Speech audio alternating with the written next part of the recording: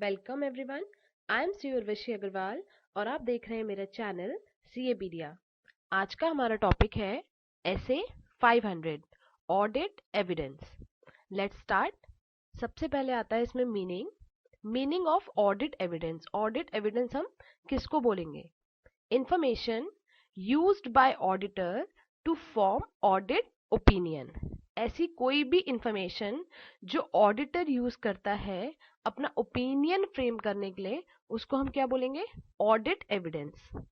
Information दो तरीके से हमें मिल सकती है। एक तो जो अकाउंटिंग रिकॉर्ड से मिलती है, प्लस अदर सोर्सेज से जो इंफॉर्मेशन हमें मिलती है। Now, sufficient and appropriate audit evidence. Auditor shall design audit procedures to obtain sufficient and appropriate audit evidence. Auditor को ऐसे ऑडिट प्रोसीजर्स डिजाइन करने चाहिए जिससे कि उसको सफिशिएंट एंड एप्रोप्रिएट एविडेंस मिल जाए। इसमें सफिशिएंट से क्या मीनिंग है?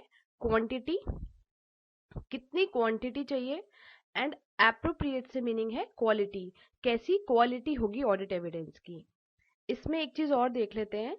अगर क्वांटिटी हमारे पास ज्यादा है और क्वालिटी नहीं है उस ऑडिट एविडेंस की, तो वो हमारे लिए इतना इंपॉर्टेंट नहीं है।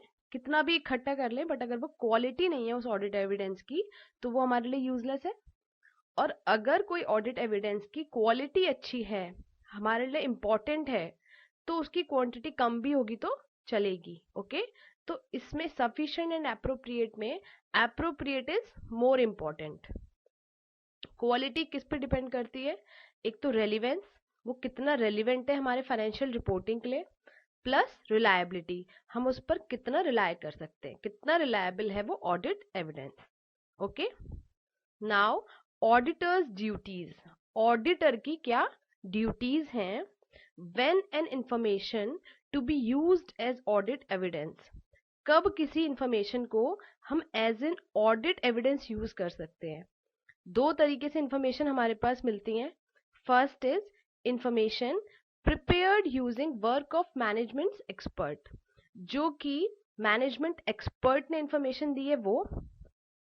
And second is information produced by entity, जो कि एंटिटी से हमें इंफॉर्मेशन मिली है, जिसका ऑडिट करने हम गए हैं, वहां से जो इंफॉर्मेशन मिली है वो। इसमें ऑडिटर की क्या ड्यूटी रहेंगी? जो एंटिटी से इंफॉर्मेशन मिली है वो चेक कर लेंगे कि एक्यूरेट होनी चाहिए, प्रिसाइज होनी चाहिए, बिल्कुल क्लियर होनी चाहिए, कंप्लीट होनी चाहिए एंड डिटेल्ड में होनी चाहिए। ओके, तो एंटिटी से जो इन्फॉर्मेशन मिलेगी उसमें हम चेक कर लेंगे एपीसीडी होना चाहिए। ओके, और इन्फॉर्मेशन जो कि मैनेजमेंट एक्सपर्ट का वर्क यूज करके मिलेगी, उसमें हम क्या क्या चेक कर लेंगे? Competence, capability and objectivity of that expert. उस एक्सपर्ट की कॉम्पिटेंस, कैपेबिलिटी एंड ऑब्जेक्टिविटी को चेक करेंगे। सेकेंड इज उसके वर्क को समझेंगे, understanding work of expert. And last is appropriateness for experts work. उस एक्सपर्ट ने जो काम किया है वो कितना एप्रोप्रिएट है हमारे फाइनेंशियल रिपोर्टिंग के लिए। इसको हम अभी आगे नेक्स्ट स्लाइड्स में डिटेल में डिस्कस करते हैं, क्योंकि ये इंपॉर्टेंट है कि मैनेजमेंट एक्सपर्ट ने जो वर्क किया है उसको ऑडिटर कैसे समझेगा। इसको हम डिटेल में अभी नेक्स्ट स्लाइड में डिस्कस करते हैं। Okay, now evaluation of work of management expert. सबसे पहले इसमें आता है कॉम्पिटेंस, कैपेबिलिटी एंड ऑब्जेक्टिविटी। क्या मीनिंग है कॉम्पिटेंस का? लेवल ऑफ एक्सपर्टीज, जो एक्सपर्ट है उसका क्या लेवल है एक्सपर्टीज का। Second is capability, ability to exercise that competence, वो कितना एबल है, फर्स्ट ऑफ ऑल उसकी क्या क्वालिफिकेशन है। सेकेंड इज वो उसको एक्सरसाइज करने में कितना एबल है, कितना कॉम्पिटेंट है वो। Last is objectivity, not biased, कि उसका कोई इंटरेस्ट तो नहीं है ऑर्गेनाइजेशन में। ओके, तो ये तीनों चीज चेक कर लेंगे। अब इनके क्या सोर्सेज हैं? इसको एक कीवर्ड दिया है हमने, पकौड़े एंड सॉस। नेक्स्ट स्लाइड में मिलेगा आपको, इससे बहुत इजीली रिमेंबर हो जाएगा कि इसके अंदर क्या पॉइंट्स आएंगे। एक बार चेक कर लेते हैं। First is sources of competence, capability and objectivity. कैसे चेक करेंगे? पब्लिश्ड बुक्स और पेपर्स बाय दैट एक्सपर्ट। अगर उस एक्सपर्ट ने कोई बुक्स पब्लिश कराई हुई है या कोई पेपर निकाले हुए अपने, उससे चेक कर लेंगे उसकी एक्सपर्टीज क्या है। या वो कोई ऑडिटर्स एक्सपर्ट है, लाइक कोई लॉयर हो सकता है, नॉलेज ऑफ एक्सपर्ट्स क्वालिफिकेशन, कि उस एक्सपर्ट की क्वालिफिकेशन की नॉलेज चेक करके कि उसका लाइसेंस नंबर, मेंबरशिप नंबर क्या है, उसकी फील्ड क्या है। Conversation with others who are familiar with that expert, जो और लोग हैं जो उस एक्सपर्ट से फेमिलियर हैं उनसे आप कॉन्वर्सेशन कर सकते हैं। डिस्कशन विद दैट एक्सपर्ट, उस एक्सपर्ट से भी डिस्कस कर सकते हैं। And last is personal experience with previous work, और ऑडिटर का जो प्रीवियस एक्सपीरियंस है उससे भी वो जज कर सकता है competence, capability and objectivity of that expert. Okay, तो ये इसका कीवर्ड है, इससे बहुत इजीली याद हो जाएगा ये। Next is understanding work of expert, इसका कीवर्ड है एंड। कैसे समझेंगे एक्सपर्ट के वर्क को? assumptions and methods used and appropriateness for financial reporting, कि एक्सपर्ट ने क्या assumptions और क्या methods लगाए हैं और उनका कितना appropriate है वो फाइनेंशियल रिपोर्टिंग के लिए। Next is and for nature of internal and external data that expert uses, किस तरह का नेचर है उस डेटा का जो एक्सपर्ट ने यूज किया है अपना काम करने के लिए। And last is demanding professional, legal and other requirements, जो भी प्रोफेशनल रिक्वायरमेंट्स हैं उसके हिसाब से काम किया हुआ है कि नहीं। Okay, last is appropriateness of experts work, इसका क्या कीवर्ड है? सॉस। एप्रोप्रिएटनेस कैसे चेक करेंगे? Accuracy, completeness of source data, जहां से भी एक्सपर्ट ने लिया है सोर्स डेटा वो एक्यूरेट है और कंप्लीट है कि नहीं, चेक करेंगे। Relevance and reasonableness of assumptions and methods, जो भी assumptions और मेथड्स यूज किए हैं एक्सपर्ट ने वो कितने रेलिवेंट है और उनके वो रीजनेबल है कि नहीं है। Third is there appropriate use in financial statements, उनका ठीक से यूज हुआ है फाइनेंशियल स्टेटमेंट्स में कि नहीं। Consistency with other audit evidence, दूसरे जो ऑडिट एविडेंस हैं उनके साथ कंसिस्टेंसी में है कि नहीं। ऐसा तो नहीं है कि कुछ ऑडिट एविडेंस कुछ और बोल रहा है और एक्सपर्ट का वर्क कुछ और बोल रहा है। Last is relevance and reasonableness of experts conclusion, और जो एक्सपर्ट ने कंक्लूजन निकाला है वो कितना रेलिवेंट है और कितना रीजनेबल है ये चेक करेंगे। इससे एप्रोप्रिएटनेस ऑफ एक्सपर्ट्स वर्क आप जज कर लेंगे। ओके, तो ये कीवर्ड है, इसे याद रखेंगे, पकौड़े एंड सॉस, इसमें पूरा एक्सपर्ट वर्क कवर्ड है। Okay, now work by management expert, matters affecting NTE of audit procedures. अब मैनेजमेंट एक्सपर्ट ने वर्क किया है, ऐसे कौन से फैक्टर्स हैं, ऐसे कौन से मेथड्स हैं जो कि nature, timing and extent of audit procedures को इफेक्ट करते हैं। इसका भी एक कीवर्ड है, इसका कीवर्ड है क्रैकर। क्रैकर से आप क्रैक कर लेंगे। कैसे चेक करेंगे? Complexity of matter of which expert relates, जो भी मैटर है जिस पे एक्सपर्ट ने वर्क किया वो कितना कॉम्प्लेक्स है। अगर ज्यादा कॉम्प्लेक्स है तो आपको नेचर, टाइमिंग एंड एक्सटेंट बढ़ाने पड़ेंगे ऑडिट प्रोसीजर्स के। Risk of material misstatements in that matter, उसमें आरएमएम का रिस्क है कि नहीं। Availability of alternative sources of audit evidence, क्या कोई अल्टरनेटिव सोर्सेज अवेलेबल है। Extent to which management can exercise control, किस एक्सटेंट तक मैनेजमेंट का कंट्रोल है एक्सपर्ट पर।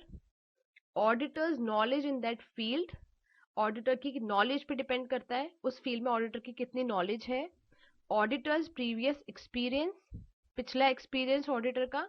एंड प्रोफेशनल रिक्वायरमेंट्स, और जो भी प्रोफेशनल रिक्वायरमेंट्स हैं इनके हिसाब से nature, timing and extent of audit procedures को आप इंक्रीज कर सकते हैं। ये सारे फैक्टर्स हैं, ये सारे मैटर्स हैं जो अफेक्ट करते हैं NT of audit procedures in case of work by management expert. Okay, इस कीवर्ड से बहुत इजीली याद हो जाएगा। सारे पॉइंट्स अच्छे से लर्न करने हैं क्योंकि ये भी इंपॉर्टेंट है, आ जाता है एग्जाम्स में। एंड ये भी इंपॉर्टेंट है जो कि है कि मैनेजमेंट वर्क को कैसे आप इवेल्युएट करेंगे। Okay, now auditors duties in case of inconsistency और doubts over reliability of audit evidence. Audit evidence की रिलायबिलिटी पर अगर कोई डाउट है या इनकंसिस्टेंसी है, मींस अगर एक ऑडिट एविडेंस कुछ और बोल रहा है एंड अनदर ऑडिट एविडेंस कुछ और बोल रहा है, इस केस में अगर इनकंसिस्टेंसी है तो ऑडिटर की क्या ड्यूटीज हैं। ओके, एडिशंस और modifications in audit procedures to resolve matter, उस मैटर को रिजॉल्व करने के लिए कोई भी एडिशन आप ऑडिट प्रोसीजर्स में कर सकते हैं, कोई भी मॉडिफिकेशन कर सकते हैं। Also consider effect on other aspects of audit, और उसका इफेक्ट किस किस पर पड़ रहा है इसको भी आप कंसिडर करेंगे। ओके, क्या ऑडिट प्रोसीजर्स होते हैं ऑडिट एविडेंस को। यहाँ पे मैंने एक बार ये इसलिए लिया है टॉपिक क्योंकि आगे वाली स्लाइड में आने वाला है ऑडिट, इसमें मेथड्स क्या होते हैं, ऑडिट मेथड्स क्या होते हैं। मेथड्स और प्रोसीजर्स में कंफ्यूज नहीं होंगे। प्रोसीजर्स क्या होते हैं पहले भी पढ़ चुके हैं हम, RAP risk assessment procedures, further audit procedures. Further audit procedures को हमने फर्दर डिवाइड किया टेस्ट ऑफ कंट्रोल्स में एंड सब्सटेंटिव प्रोसीजर्स में। सब्सटेंटिव प्रोसीजर्स को भी फर्दर डिवाइड किया टेस्ट ऑफ डिटेल्स में एंड सब्सटेंटिव एनालिटिकल प्रोसीजर्स में। ठीक है, तो ये हमारे ऑडिट प्रोसीजर्स हैं। इन प्रोसीजर्स को जब हम अप्लाई करेंगे, लाइक टेस्ट ऑफ कंट्रोल करते हैं इंटरनल कंट्रोल्स के लिए, टेस्ट ऑफ डिटेल्स करते हैं वाउचिंग एंड वेरिफिकेशन के लिए, उसमें कौन से मेथड्स लगेंगे इनको करने के लिए, ये हम नेक्स्ट स्लाइड में पढ़ेंगे। ओके, तो ऑडिट प्रोसीजर्स और ऑडिट मेथड्स में कंफ्यूज नहीं होंगे। Okay, now methods to obtain audit evidence. कौन कौन से मेथड्स हैं ऑडिट एविडेंस ऑब्टेन करने के लिए, बहुत इंपॉर्टेंट है लर्निंग के लिए। बहुत इजीली एक कीवर्ड दिया है इसमें, कोरियर। सारे पॉइंट्स आ जाएंगे, confirmation, observation, using analytical procedures, recalculation, I for inspection, E for inquiry and R for reperform. Okay, important है, ध्यान से समझेंगे और एज इट इज लर्न कर लेंगे। इसका कीवर्ड है कोरियर। फर्स्ट इज कौन कौन से मेथड्स हम यूज करते हैं ऑब्टेन करने के लिए audit evidence. First is external confirmation, इस पे पूरा एक ऐसे भी आएगा आगे। External confirmation, direct written response from third party. Third party से जो रिटन में हम डायरेक्ट रिस्पॉन्स लेते हैं उसको बोलते हैं एक्सटर्नल कंफर्मेशन, बाहर से कंफर्म करा रहे हैं किसी चीज को। Next is observation, looking into a process being performed. कोई प्रोसेस हो रहा है, होते हुए मैंने उसको चेक कर लिया। Example inventory counting, inventory count कर रहा है, जहां पर भी हम ऑडिट करने गए वहां पे स्टाफ इन्वेंट्री काउंट कर रहा है, हमने उस प्रोसेस को चेक कर लिया, that is observation. Using analytical procedures, evaluation of financial information made by a study of financial and non financial data. Financial and non financial data की स्टडी करके जो हमें इंफॉर्मेशन मिलती है उसको इवेल्युएट करेंगे। ट्रेंड एनालिसिस जिसको हम बोलते हैं कि लास्ट ईयर सेल्स कितना था, इस साल कितना है। एनालिटिकल प्रोसीजर्स का यूज करेंगे। रिकैलकुलेशन, चेकिंग मैथमेटिकल एक्यूरेसी, दोबारा से चेक करना, रिकैलकुलेट करना। इंस्पेक्शन, एग्जामिनिंग रिकॉर्ड्स और डॉक्यूमेंट्स, रिकॉर्ड्स और डॉक्यूमेंट्स को एग्जामिन करना इंस्पेक्शन बोलते हैं।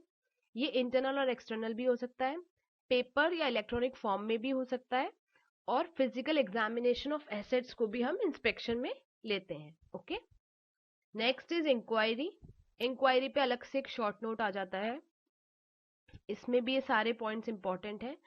Seeking information from knowledgeable person with in और आउटसाइड एंटिटी, एंटिटी के अंदर या बाहर से जो भी नॉलेजेबल पर्सन से हमें इंफॉर्मेशन मिलती है उसको इंक्वायरी बोलते हैं। यूज थ्रू आउट ऑडिट, पूरे ऑडिट में यूज होती है। Range from formal written to informal oral, formal written communication से इनफॉर्मल ओरल तक जाती है, सब इंक्वायरी है। Written representation in case of oral from management, management से अगर किसी इंफॉर्मेशन को आपने ओरली इंक्वायर किया है तो रिटन रिप्रेजेंटेशन ले लेंगे उस केस में। Evaluating response to inquiry provide basis to perform additional procedures, जो भी इंक्वायरी करके हमें रिस्पॉन्स मिले हैं वो हमें एक बेसिस देते हैं कि हमें कितने प्रोसीजर्स और करने हैं। Okay, reperform, last is reperform, auditor's independent execution of procedures और कंट्रोल्स।